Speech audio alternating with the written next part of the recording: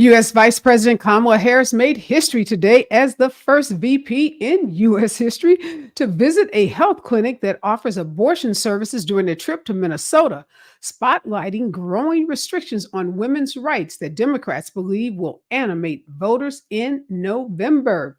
And Senator Chuck Schumer, the Democrat of New York and the majority leader, delivered a pointed speech today on the Senate floor excoriating Prime Minister Benjamin Netanyahu of Israel as a major obstacle to peace in the Middle East and calling for new leadership in Israel. And President Biden, on his tour across the Midwest after becoming the presumptive Democratic nominee for president, is turning his attention toward Michigan, a battleground state where he may be particularly vulnerable in November. And authorities released body camera footage today showing the lead up to deputies shooting and killing a 15-year-old boy with autism, who authorities say was holding a garden tool and may have been walking towards the officers. This case has sparked outrage amongst residents throughout the Southern California region and across the nation. We're going to be talking more about the shooting death of Ryan Gaynor in hour two today. And this week began a pair of discharge efforts to force a vote on Ukraine aid for Israel and Taiwan, with House Speaker Mike Johnson balking at a foreign aid package that passed with 70 votes in the Senate. But the hard right opposes, and with Ukraine apparently in dire need. And last Saturday in Georgia, when Donald Trump spoke for 1 hour and 55 minutes, he devoted a huge chunk of time offering inaccurate accounts of the legal cases against him and spewing what has become common for him, just a myriad of recycled false claims of achievement from when he was president, causing fact checkers to have to work overtime. Some of the lies that he told during that rally include that he created the greatest U.S. economy in U.S. history, not by any measuring stick, that he passed the biggest tax cut in history, his ranked eighth, that he did more for Black people than any president since Abraham Lincoln, not by any measure, that he defeated ISIS in 4 weeks. It took the United States and coalition partners more than 2 years after he took office, that he was the first president to impose tariffs on China. China has faced U.S. tariffs since George Washington first enacted them in 1789. And another falsehood was that he increased government revenue even though he cut taxes. That too is false. And allies of President Biden have formed a super PAC called Clear Choice, aimed at stopping any third party or independent candidate from gaining traction before the November election. And conservative judges and senior Republican lawmakers are pushing back against a new policy that requires assigning judges at random in civil cases that have statewide or national implications, saying the action conflicts with federal law. Now, these judges are urging that federal courts continue their current case assignment practices, noting judicial conference policy is not legislation. And this is some of the news of the day that we are tracking. And this is Areva Martin in real time. And I'm your host, Areva Martin. This is your one-stop destination for today's trending news, expert analysis, and my unfiltered opinions. And today I'm joined by two veteran strategists, Ed Sanders, who is a political analyst, and Marvin Pendarvis, who happens to be a South Carolina state representative, a lawyer, and a political commentator. And in hour two, you know what we do. That's the hour where we go deep, where we dig behind the headlines on those stories that have people talking. And the story we've been talking about a lot on this show is that shooting death of 15-year-old Ryan Gaynor, an African-American teenager on the autism spectrum who was shot in his home before his parents and his entire family by a sheriff's deputy in San Bernardino County, which is right outside of Los Angeles. The body camera footage has been released, as well as some new details that are pretty troubling, particularly for me as a civil rights attorney and as an autism advocate and as a mother of an African American young man on the spectrum. I am deeply, deeply troubled by some of the comments that the sheriff for the county of San Bernardino has made, and about what I saw on that video footage. We're going to be talking in this hour about a lot of the misinformation that's out there in terms of how individuals on the autism spectrum respond to police officers, this notion of erratic behavior, aggressive behaviors. I'm going to talk to a psychiatrist and a developmental specialist, interventionist about what's the best way for law enforcement officers and first responders to engage with young individuals, teenagers, kids, boys like Ryan Gaynor. And what should we as a society, as a community be doing as we continue to watch unarmed Black kids shot and killed by police? It's been a very emotional couple of days for all of us in Los Angeles who are just trying to make sense of this very horrific case. So we're going to stay on it and keep raising this issue, keep raising awareness, and keep educating folks about what it means to be on the autism spectrum. So make sure you stick around for hour two. But before I bring on my guest, here's what I'm thinking about in real time.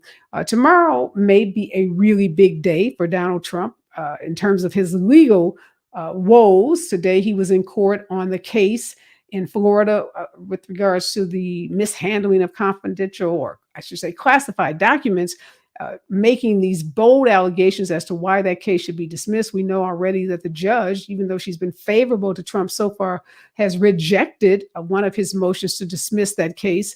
We also know in New York today, Trump's team asked for a 90-day extension for that trial, the criminal trial that was set to start on March 25th.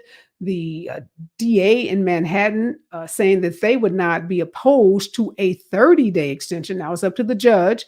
The judge had been pretty clear that he was not going to delay that trial, but we'll see now that you have a prosecuting team saying they would agree to 30 days. So it's possible that that trial that was supposed to start on March 25th may be pushed to April or May. But Georgia, all eyes on Georgia. Tomorrow we are expecting the judge in Fulton County, who has been presiding over the RICO case filed by Fulton County District Attorney Fani Willis. That judge is supposed to issue a decision with respect to whether Fani Willis and her entire team will be disqualified. Everybody remembers, I think Marvin was on the show a couple of weeks ago, and we were talking about the disqualification hearing that took place a couple of weeks ago, where Fani Willis testified. Nathan Wade was called to the stand, a former law partner of Nathan Wade, a former disgruntled employee that worked for Fani Willis. Even Fani Willis's dad took the witness stand, all in an effort to push back on these claims made by Trump's lawyers and team that somehow, because Fani Willis was having a personal relationship with Nathan Wade, that she had a personal interest in the prosecution of Donald Trump and the other defendants, and that she should be disqualified. So one of the things, obviously, we're on pins and needles. It's almost like Christmas. Either you're going to get a gift or you're going to get cold. Not clear what's going to happen tomorrow. But the issue of race didn't come up so directly in that disqualification hearing, although a couple of weeks before the hearing, Fani Willis gave a speech at a Black church in Atlanta, and she talked about race and how she was being attacked, she believed, in part because she is an African-American woman. Now, we've seen the lawyers in this case say that Fani Willis is using the race card and that she's the one injecting race into this whole matter. They were outraged by Fani's church speech, saying that she was somehow, prejudicing the potential jury pool and, acting in a way that was unbecoming of a district attorney. Andre Dickens, who's the mayor of Atlanta, who's Black, showed up in court during the disqualification hearing, and he is on record saying, look, Fani Willis is not on trial, and that he said he showed up because he wanted everyone there to know that he was supporting her and that she was not the one that was on trial. What's so interesting, though, is that how the defense lawyers, most of them white men, there's one white woman, but definitely the majority of them white men, have bristled at the accusations in terms of racism that Fani Willis has made. Yet check out how they have described this very, very competent, very, very successful Black woman prosecutor. They have described her as incompetent, dishonest, and in one instance, even said she was unable to put her dress on. Yes, her dress on correctly. Now, all characterizations that me and so many other folks would say, and definitely I think everyone would agree, are belittling. These comments are cruel. And they are tinged, with a racial insensitivity, if not in many instances outright racist. To be talking about her clothing, to describe her as incompetent, when this woman has already gotten 4 of those defendants to take a plea deal, when she's fought back against motion after motion from Donald Trump's team to have this entire case dismissed, to also have it removed to federal court. She is far, far, far from incompetent. You don't get elected in Fulton County as a district attorney if you are incompetent. You don't get elected if you are dishonest. And we know that right now in this country, a lot of white folks are trying to suggest that when we call out their racism, that somehow we are racist. But Fani Willis is super smart. She's very smart. We've seen that in the way that she's handled herself, not only in this case, but in other cases. And she's smart enough to know a racist when she sees one and when she hears one. And I don't know about you, but based on everything I've seen from this defense team and many of their clients, Donald Trump included, I think she nailed it when she said this was all about race, and she was being attacked in many ways because she is a Black woman. When we come forward, more today's breaking and trending news right here on KBLA Talk 1580. Stay with us.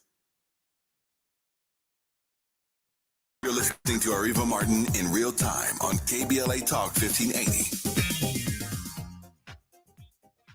Are you wet shaving?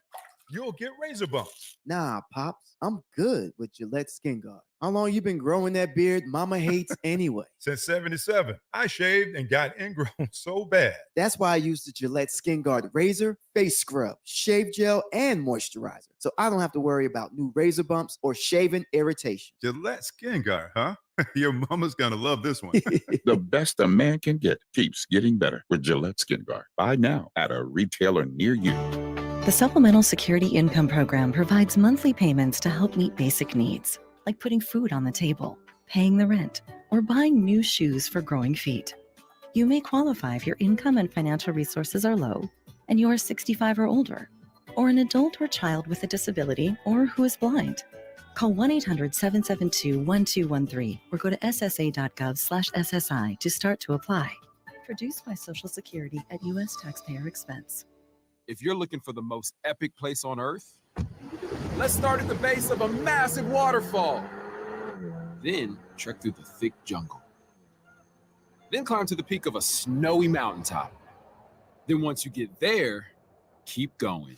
Because with intelligent 4x4 and 7 drive modes in a Nissan Pathfinder, the search is the real adventure. Available feature. Intelligent 4x4 cannot prevent collisions or provide enhanced traction in all conditions. Always monitor traffic and weather conditions. You're listening to KBLA Talk 1580, where climate is king. Climate is king. KBLA Talk 1580. We've got a lot to talk about. KBLA Talk 1580, connecting you with services and solutions. Legal Aid Foundation of Los Angeles is a nonprofit law firm that protects and advances the rights of the most underserved, leveling the playing field and ensuring that everyone can have access to the justice system. Every year, LAFLA provides free, high-quality legal services to more than 100,000 people living in poverty across greater Los Angeles. Their unique combination of neighborhood offices, self-help centers at courthouses, and domestic violence clinics puts Legal Aid Foundation of Los Angeles on the front lines in vulnerable communities and at the forefront of change. LAFLA's expert team of attorneys, paralegals, and support staff works to provide direct representation, offer counsel and advice, provide referrals, and educate the community about their legal rights through workshops and seminars. With locations all over LA, you can access their services or volunteer to help no matter where you live. And if you have have an urgent issue, call 213-235-0060. That's 213-235-0060. To get legal help, make a donation, or volunteer, visit lafla.org. lafla.org. This is a community call to action from KBLA Talk 1580.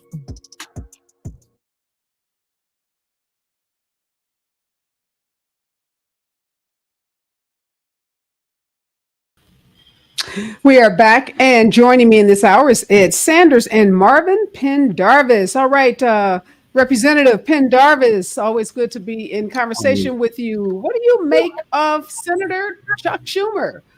Is he doing the dirty work of Joe Biden? Is the strategy now, if we can't call for, the cutting off of aid to Israel, we call for the dismantling, the toppling of, the prime minister, Benjamin Netanyahu? What's going on with Democrats, high-level Democrats like Schumer, criticizing Netanyahu in this very pointed way? I was quite shocked, if you will, by the comments and his tone in criticizing Benjamin Netanyahu in this particular way. I was reading something earlier today and thinking about this war and what's happening and how there's this sentiment that a two-state solution may not even be working. And that's something that could be off the table. And so I'm pretty surprised by the comments. What I will say is it seems to me that he's probably doing the bidding for the president in this situation. But they definitely caught me off guard. Yeah, we know, Ed. Again, welcome back, Ed. We know that we've not seen a high-level Democrat, at Schumer's level anyhow, be as direct in their critique of Netanyahu. And it seems like this is a declaration, kind of a drawing of the line in the sand. They're urging the Israelis, who we know are not very happy as a country with Netanyahu. What happens after this, you think? Well, I think we have to keep it in the context of the presidential election, right? So everything from here on out is about November. And, I think that's where you see the pivot from Chuck Schumer. I mean, I, like you, was incredibly surprised to see his pointed comments on the issue. But what I suspect and what I think they are trying to bolster, and really sort of have it two ways, is, there is a significant base in the Democratic side, left-leaning side of the equation, that is upset with the president's support and this country's support of Israel, particularly of Netanyahu. And so I would say that Schumer's comments are directed to try to show some action in that regard. From Schumer's perspective, it's quote safe to do, right? He can criticize Netanyahu, but what I think the country is still seeing, and what portions of the progressive side of the country are seeing, is that the support is there for Israel, notwithstanding the violence in Gaza. They're seeing a real drop off in some of their support. Some of the primaries, particularly Michigan, you had the option to vote uncommitted. We've seen, decent numbers, not election changing results in that regard, but I think they're fearful of that narrative continuing on that side. And so Schumer's taking steps publicly to try to bolster that argument. Yeah, it's kind of interesting. You never know what issue is going to really motivate voters. Although I did a show yesterday taking a look at a poll that came out that said for Black women in particular, it is not the war in Gaza. This is not motivating them. And to a lot of folks' surprise, what is motivating Black women is the issue of abortion. And so today we see U.S. Vice President Kamala Harris making history, being the first vice president to visit a clinic that actually offers abortion care, and speaking out again against Republicans, those that would seek to control women's bodies and make decisions about how we can manage our own reproductive health. What do you make of this very visible way? It just feels like to me, Marvin, that since that State of the Union, Biden and Harris have been on fire. It was like, give the speech, get on a plane and get to work, roll up your sleeves, and they are everywhere. Because while Kamala's in, Vice President Harris is in Minnesota, Joe Biden is in Michigan. Well, I agree. The State of the Union obviously set the stage, and you saw how direct the president was and the message that he had for the country. But the reality is the stage is set. We know that it's going to be Biden versus Trump round 2. And his administration understands that they have to get on top of issues that are going to speak to the American people. We know that abortion is an issue that's going to be big with women. We see it here in South Carolina. You know, the legislature here passed a 6-week ban, and you saw the response from many women who understood that their reproductive health was at stake. We saw it with the decision with Roe v. Wade in the Supreme Court.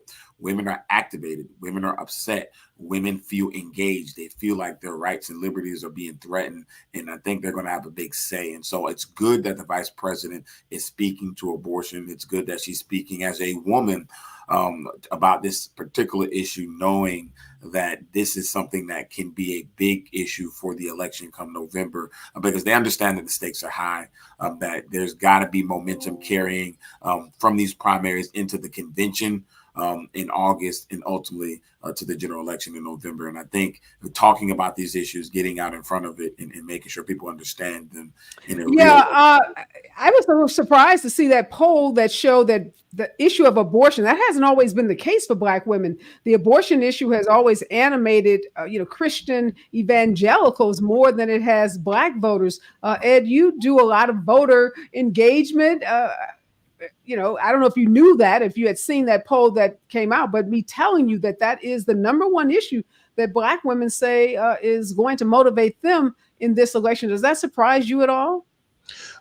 Slightly. I mean, for everything that you've mentioned, I think, I've seen the issue motivate white women far more in past issues. But, this issue of abortion is going to be critical in this election cycle as it was in the last. The president, vice president, the administration have to take incredible steps to remind the country of the justices that Trump nominated, put on this court, and what that court was willing to do. Now, abortion is one issue. You can just walk down the line, equality of pay, access to healthcare. There are so many issues that the Supreme Court can weigh in that really affect your life. And some of that may be evidenced in what the polling is on abortion. But ultimately, I think what people are feeling, particularly what Black women are feeling, is that it's really crystallized to Marvin's point. This is Trump. This is Biden. We know what Trump is, how dangerous he is to your future. And you could see that crystallizing in the polls. Yeah, one thing the polls pointed out was that the majority of Black women live in the South, and the South is where we've seen the most repressive abortion restrictions, some laws that don't even make exceptions for rape and incest. And we've seen those horrific stories of women having to, ask the court if they could terminate a pregnancy, even though their doctors have said that pregnancy was harmful to their lives or could really impact their ability to have children in the future. So anytime you've got to go ask a court, can you do something with your body after your doctor has told you what is the best thing to do? That's going to piss off a lot of women. And Joe Biden said it really well, Marvin, in the State of the Union address when he says, I don't think these Republicans know how powerful women are, or, messing around with women is not a smart idea, given how we are able to galvanize and, to turn out the vote, and Black women in particular, a very reliable bloc for the Democratic Party. Let's talk about this new super PAC called Clear Choice.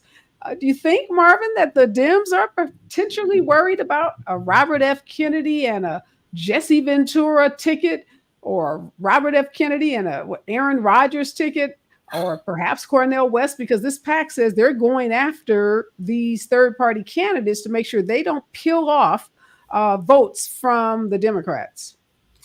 I think that there has to be a level of concern when you think about third-party candidates, particularly in an election where it's likely to be close, and you want to make sure that you're able to protect as much as the base as possible. I am so disappointed with so many of these third-party candidates. I mean, it's no different than the No Labels group that was out there that was started by former congressman here in South Carolina. It does no good. At the end of the day, it takes away votes from the Democratic Party, and we are in the general election where there's so much at stake. We can't afford to have these third-party candidates gain momentum. And so anything to thwart that threat, I think, is one that the party should be supportive of. Speaking of candidates that have, very little chance of winning, Ed, what was Dean Phillips doing? Really, help us understand. What was that? Look, that was rich, so we already know that he's got all the money in the world. So. Yeah. Listen, there's some people in the world that just want to say I ran for president, right? It's just I want to check the box, and I get that. I think in the end game to represent Ben Darvis's point, now that the race is crystallized, I think what the president, what the campaign team knows and sees, and I think what we all feel is that there's not a high degree of support. It's just not a robust energy for this president, for this administration. That doesn't mean that the support isn't there, but when you've got these third-party candidates out there, they're taking some of the chatter. And I'll take people back to the Republican, primaries when the slate of Republican candidates were out there. The gentleman, I'm forgetting his name. He was a tech guy, Indian. Well, hold that thought, Ed. I'm going to give you some time to Google that guy. We got to do some news and sports. When we come forward, we're going to talk about these 2-hour-long rock star rallies of Donald Trump and all the lies he tells in 2 hours. Stay with us, KBLA Talk 1580. Is the right time. More of Areva Martin in real time when we come forward.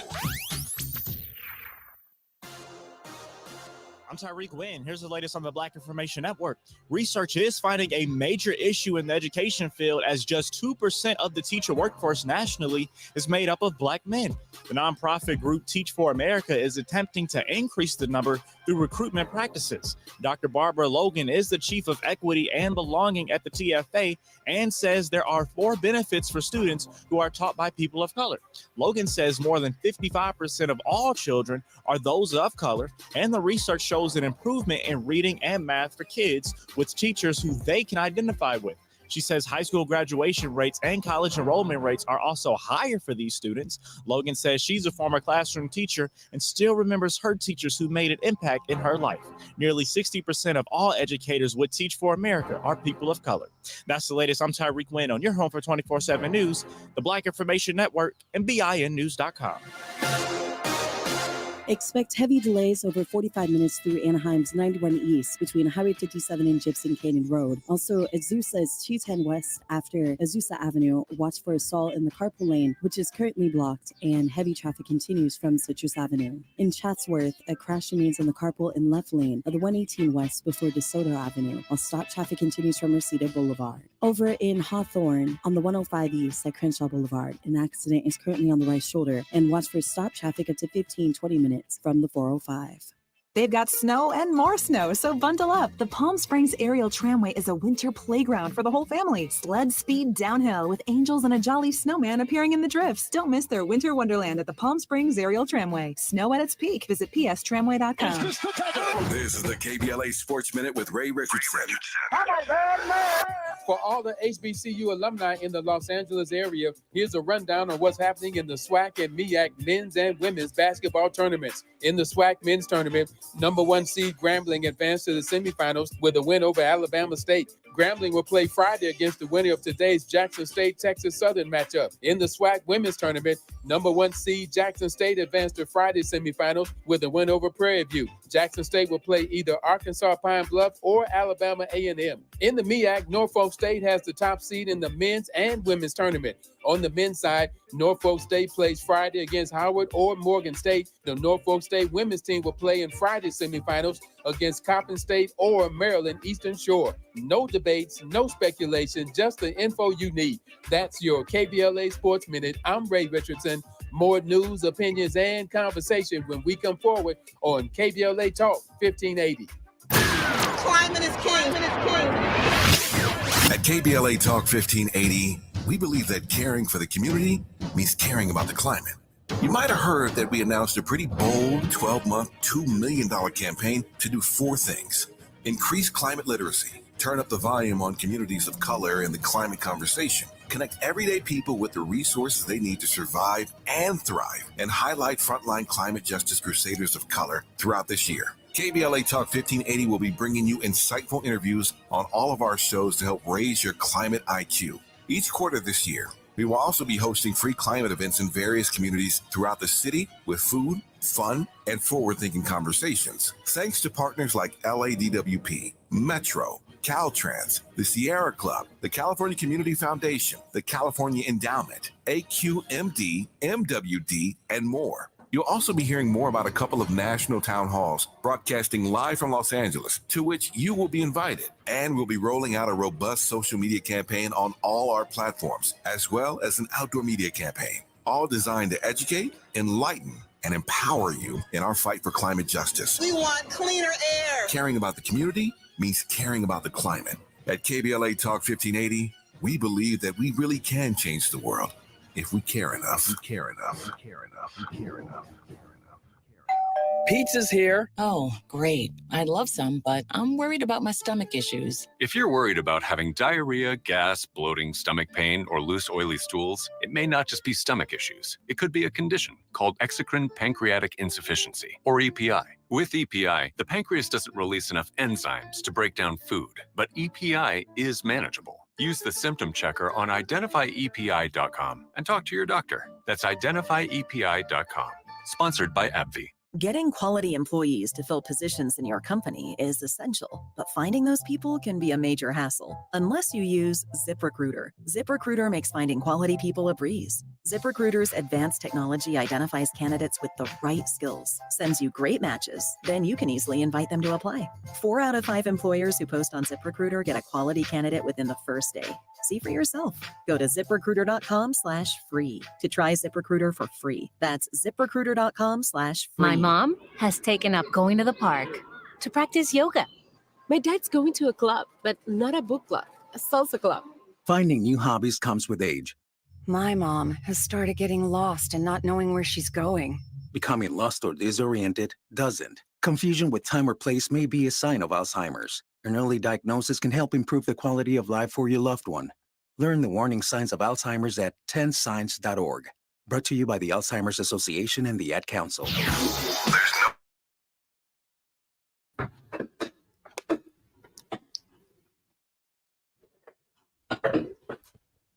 We are back, and in this hour, we are tracking today's breaking and trending news with Marvin Pendarvis and Ed Sanders. And in hour 2 today, we're going to be talking about that horrific shooting of a 15-year-old teen in San Bernardino County, a teen who was at his home, whose family called the police. We are now learning what happened because the body cam video has been released. We also know that this teenager was on the autism spectrum and may have had a comorbid mental health condition. So in hour 2, we're going to be talking to a psychiatrist and an autism specialist about what should have happened and what should law enforcement do when responding to a call with someone who has a mental health crisis or in the case of young Ryan is on the autism spectrum. So make sure you stick around for that. All right, Ed, did you get a chance to Google the name of the guy who ran for president? Well, we were talking about third-party candidates, right? And I was expressing the concern that I think many have, which is that some of them could pull support away from particularly President Biden. The point being that when you looked at sort of the Republican primary, his name was Vivek Ramaswamy, right? And at one point, he was actually the leading contender to Trump, right? These third-party candidates kind of take that arc like he did. You rise, people get to hear you, blah, blah, blah, and then they fade away. But, with the formation of PAC groups that have the ability, we want to hasten that. We want to get those guys. We want people to understand who these folks are. You're starting to see some really interesting points that are dangerous, right? Aaron Rodgers has been mentioned out there, the quarterback, and some of his comments relative to Sandy Hook not being a real event. And so you see with each one of these third-party candidates, something that needs to be debunked. Yeah, the opposition researchers are working overtime, and there's a lot to work with someone like Aaron Rodgers, even Robert Kennedy himself. He has really, been associated with and has been the, I guess the person disseminating so many conspiracy theories around COVID and the vaccine, conspiracies around autism and African American boys. So there's going to be a lot for this pack to make sure the public knows about these candidates because Robert Kennedy, unfortunately, is dangerous. In my mind, as dangerous as someone as Donald Trump. I don't know much about Aaron Rodgers, but I don't think I want someone who played football to be the vice president of the United States. No disrespect to football players, but we have learned that this is a job that does require some prior experience, despite what folks say about Donald Trump. And I'm kind of digressing, but I was having a conversation with someone about Kamala Harris as they were trying to tell me why she wasn't qualified to be the president. And I was like, can we do a resume comparison with Donald Trump? Donald Trump had no qualifications to be the president of the United States and proved to be ill prepared to be the president. And now coming out of the presidency is facing 91 criminal charges, $500 million in civil judgments against him. So the case against him, he makes it for himself. And you compare that to Kamala Harris, who was an attorney general, a senator. Her resume is exquisite. It reads like someone that should be the vice president, other than she's Black and she's female. Put her in a suit and make her a white man. That argument goes away. And speaking of people just telling salacious lies about our vice president and trying to suggest that she's not fit. Let's talk about Donald Trump, Marvin and Ed, spending 2 hours.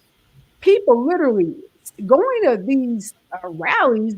We saw them leading up to 2016, and they're back. Some call them rock concerts, other call them, just spectacles. But the man is holding folks hostage for hours and hours, and he's just spewing lies. I mean, just lie after lie after lie. He's calling Joe Biden every name he can think of: incompetent, crooked, out of control, weak, angry, you name it. Then he goes after MSNBC. He goes after the 2020 elections. He goes after the judge in his libel case involving E. Jean Carroll. I even think at one point he mentioned E. Jean Carroll. He goes after Fonnie Willis. He goes after, the state of New York and Letitia James. Very light on substance and policies and anything that's going to help anyone, but just a bunch of grievances. And then Marvin, he starts with the repeated lies about his record. And literally we could have a ticker tape next to, like a dual screen.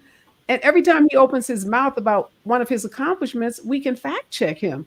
But yet people are still flocking to these rallies. And, it's hard to convince someone that has made up their mind that someone is worthy of their vote to try to disabuse them of that notion, even with the facts.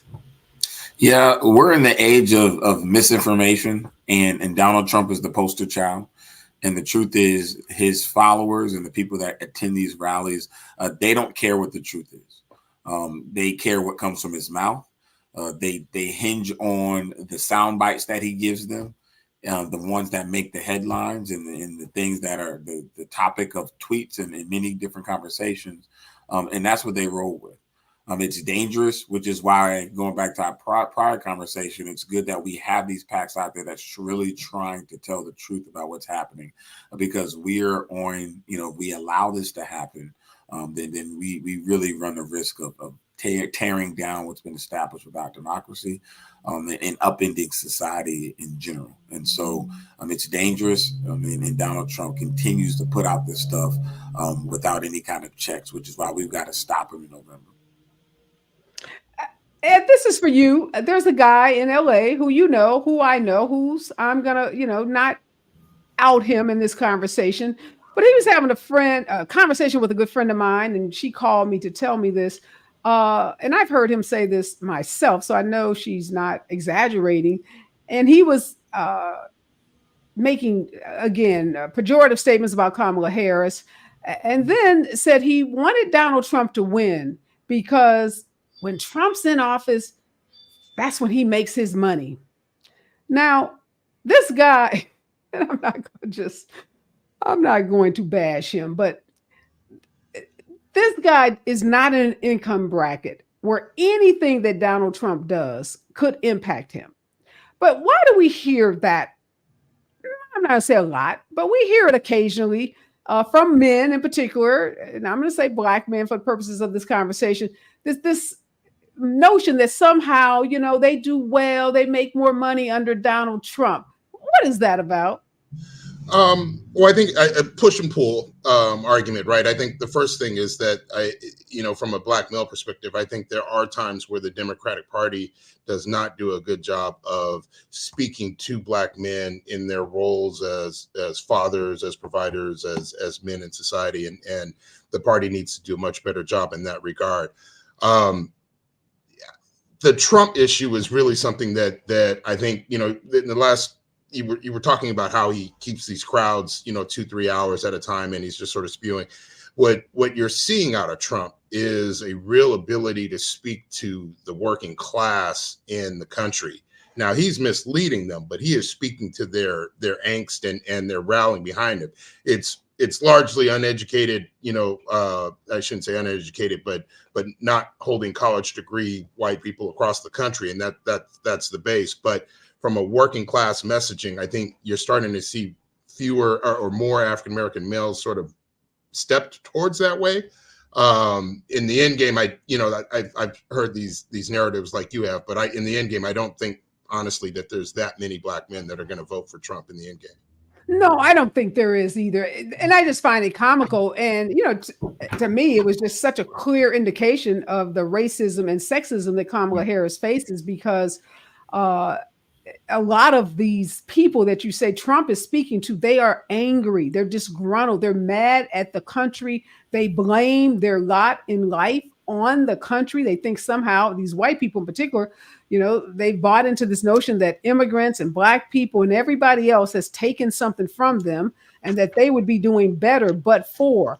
Now, this black man that I'm talking about in particular is also mad and very angry. And there are black men too, who are just kind of mad at the world. And sometimes they take that out on black women who they think, have a better shot at life or, have it easier. But my friend walked away. She didn't take any time to try to disabuse him. She didn't want to remind him of his income bracket and how it's nothing that Donald Trump could do that would ever impact his income bracket. She did not want to embarrass him in that way. But I think the reality is we are not going to see, despite what the Republican talking points tell us about black men. What I know about black men is they're smart, they're intelligent, and they may not think that Democrats are speaking to all of their issues, but they also know that a racist who says that black people like him because he's been indicted or has a mugshot. I've had enough black men on my show to know that is so incredibly offensive. And they know when they're being punked, and they know that Donald Trump is not the answer. So despite how disgruntled they may be with Democrats, they know that Donald Trump has nothing to offer the black community. When we come forward, I want to talk about Senator Menendez, Bob, that is, in New Jersey. He says he's not giving up and he's running for re-election, and maybe it won't even be as a Democrat. Stay with us, KBLA Talk 1580. You're listening to Areva Martin in real time on KBLA Talk 1580. Have you fallen behind on your water and power bill? LADWP has made paying your past due bills even easier. Sign up anytime online for Level Pay to get set monthly bills that include past due amounts. Or check out the special extended payment arrangements of up to 48 months to help pay down your bill. Visit ladwp.com/cares and sign up today. That's ladwp.com/cares. JP Morgan Chase is building on the investments in California to help close the racial wealth gap and build a more equitable future. Visit jpmorganchase.com/racial equity and get the tools to help reach your financial goals. Environmental justice is racial justice. Environmental justice is social justice. This is KBLA Talk 1580. Imagine with me here for a minute the most beautiful panoramic setting. Maybe it's an endless ocean, waves crashing on a beach, or a crystal clear mountain lake, peaceful and quiet. Or maybe it's just little kids playing in the park down the street. Wherever your imagination takes you, now imagine right smack in the middle of this perfect picture, a piece of litter. Just one piece right there in the middle of it all. Doesn't exactly fit, does it? In fact, even though it's just one piece, now it's all you can see. That one piece ruins everything. And that's the thing about litter. It doesn't take much to ruin everything. One thing's for sure, it simply does not belong anywhere in California. So here's the good news. If we work together, we will change it. We don't have to let litter, even just one piece, ruin your perfect picture. Not anymore, not ever again. Clean California, zero litter is the goal. Brought to you by Caltrans and CleanCA.com. Paid for by government.com. Did you know the United States Mint has issued a new Morgan silver dollar coin in proof condition for the first time? Not only that, they are also minted in 99.9% pure silver for the first time ever in history. Coin experts are calling this an amazing opportunity for anyone that knows the enduring popularity of Morgans. But you must hurry. Only 400,000 of these legal tender silver dollars were issued. These first ever Morgan silver dollars are brand new with stunning mirror-like finish, minted by the iconic San Francisco Mint. Call now and you're guaranteed a new first ever 99.9% pure silver proof Morgan dollar. To learn more, call 1-800-973-9717. If you order now, you will receive a free coin collector bonus pack, a $25 value, free with every order. Call 1-800-973-9717 now to secure your new Morgan silver dollars before they are gone. That's 1-800-973.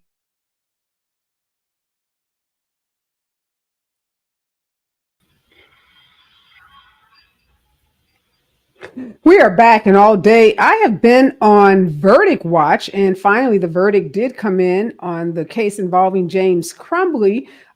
Just got notice about 5 minutes ago, so some breaking news that a jury found James Crumbly guilty of involuntary manslaughter after about 11 hours of deliberation, holding him partially responsible for failing to prevent his son from carrying out Michigan's deadliest school shooting. You all will remember that his wife Jennifer was convicted of identical charges just last month.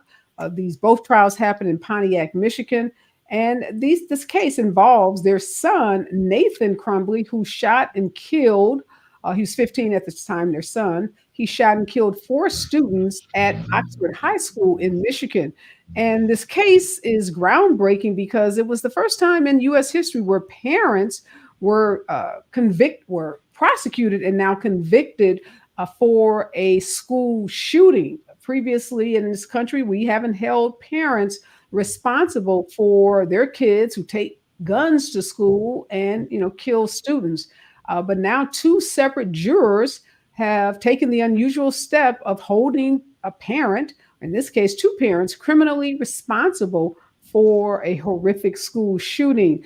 Marvin, you are a lawyer in addition to being an incredible elected official and representative there in South Carolina. What do you make of this jury verdict? Now, James Crumbly is guilty of involuntary manslaughter along with his wife, Jennifer.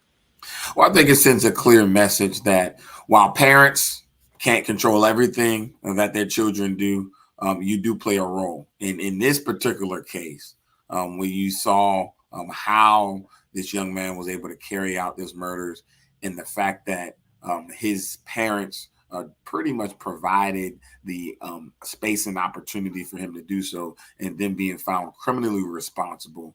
I think it sends a clear message, and it's certainly going to have an impact as we look at, the prayer is we don't have these kinds of shootings, right? We don't want any mass shootings. We want to make sure we're doing everything that we can to protect our students in schools.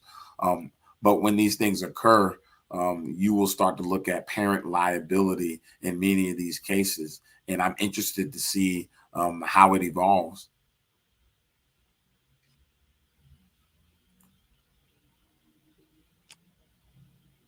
Yeah, we're having a little trouble with Marvin's audio. Jump in. Jump in, Ed, though. You're a parent. One of the arguments made by the defense attorney for both James and Jennifer, the both defense lawyers tried to appeal to the parents on that juror, saying, "This can be you, parent. Do we really want to start holding parents criminally liable for the actions of our children?" I mean, that was really driven home by the defense attorney in Jennifer's trial, where she talked about how horrible she was as a parent, that oftentimes she forgot to feed her children, or she didn't stop at McDonald's, when they wanted her to. And she was like, "Look, should I be criminalized? Should my conduct be criminalized when maybe it's just bad parenting?" So what are you thinking? I know you're not a lawyer, but you are a parent. Yeah, but I mean, bad parenting can lead to some horrific outcomes. And if I took an analogy, like, there are parents that we've seen through the years that throw parties at their house where alcohol is served to minors. Minors jump in a car and drive off and kill somebody in a DUI. Those parents should be held to account for that.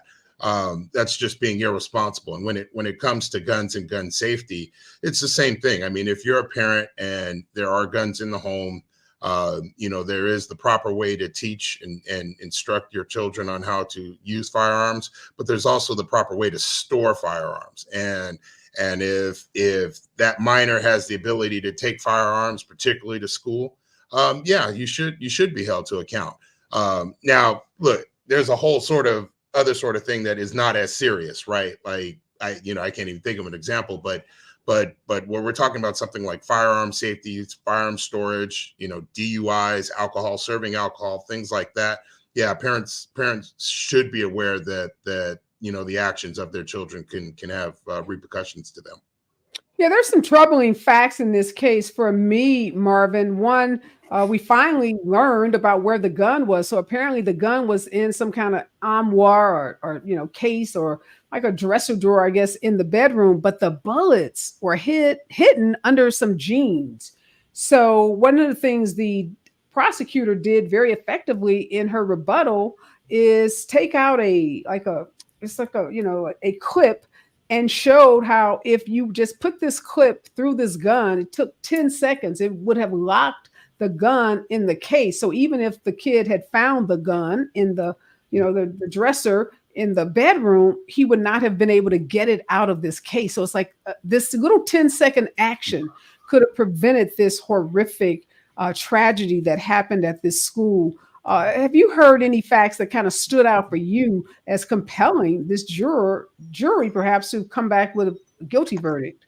Well, that was probably one of the most compelling arguments that they could have made. And I think the prosecutor did a really effective job of making the case that, this ounce of prevention, right? I mean, this ounce of prevention that only would have taken a matter of seconds could have prevented this entire thing, or prevented him from being able to find it. And I want to go back to a point that Ed made, talking about holding parents criminally responsible. We have to understand here that this is a 15-year-old at the time. He was 15 years old, right? He's a minor. And so there's going to be a heightened level of responsibility when you look at parents and what they're doing and the actions of their children. Like he pointed out, we hold parents civilly responsible when their children, when there's a party and their children drink alcohol and there's something that happens, right? We hold them criminally responsible, and this happens a lot with these hot car deaths and parents who are leaving kids in the car during the day and they're forgetting them in the car seats and they're being held criminally responsible. And so there is precedent when there are negligent things that are done as a parent, especially when you're dealing with minor children, that there's going to be some level of criminal responsibility. And I think that's what we saw on display here in the trial. Yeah, one of the things too, I think that I'm sure these jurors were thinking about was the fact that we've seen so many of these school shootings. I mean, there've just been so many over the last decade. And if you're going to go out and buy a gun for a Christmas present for a 15-year-old, you better damn sure make sure that that gun is so locked up, so hidden, so out of the reach and purview of your child. Because, the big issue in involuntary manslaughter in this case is, was the conduct reckless and was it foreseeable? The foreseeability issue with respect to Ethan's conduct. And we learned that Ethan was troubled. Ethan was a troubled kid, like so many teenagers are today. He was, making these really graphic, violent drawings in school.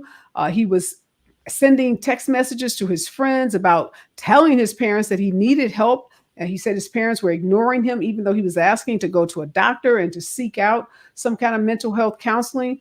In the mother's trial, they really hammered her for being more interested in horses, having a boyfriend, an extramarital affair that she was carrying on, and that she spent more time at a horse stable than she spent with her own son. And in the dad's case, who bought the gun, they really focused in on the safety, the gun safety issue, and how basically negligent this father was. And then we had that troubling meeting that happened at the school just minutes before the shooting, where the school called the parents in to a meeting with their son, told them that he was having this difficult day, showed the parents the drawing of this violence, and the parents didn't suggest to take him home. They didn't suggest to tell. They didn't ask the son, go get the backpack so we can check it. They didn't tell the school that they had bought a gun. They didn't go home. They lived around the corner from the school. They didn't go home to check to see if the gun had been removed. They didn't do any of the things you would do if you are a parent that's really involved with your kid and you know what's going on. So tragedy all around, lives in jail, the kid for the rest of his life, the parents for maybe up to 15 years, and 4 kids are dead. We are out of time. Thank you so much, Marvin. Thank you so much, Ed. Always a pleasure to be in conversation with both of you. We'll be talking in hour 2 about another kid that's dead, this time at the hands of police officers. Stay with us. KBLA Talk 1580.